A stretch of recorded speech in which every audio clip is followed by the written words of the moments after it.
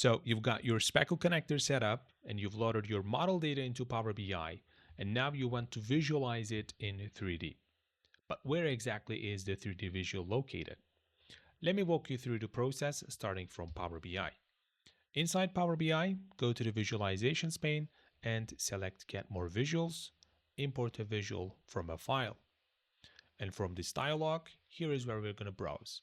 Go to Documents, Power BI Desktop, Custom Visuals, and look for the file called Speckle PowerBI 3D Visual.pbi viz file. Select that and click Open.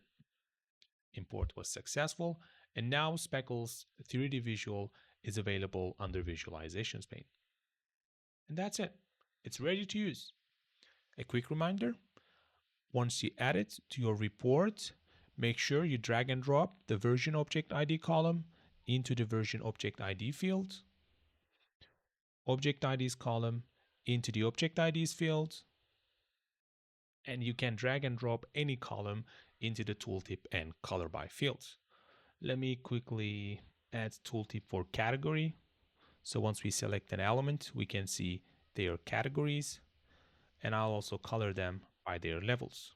And as you can see, it works just as expected. And that's all there is to it. Let us know if you faced any issues while trying to import the 3D visual into your report. Thanks for watching, and I'll see you in the next one.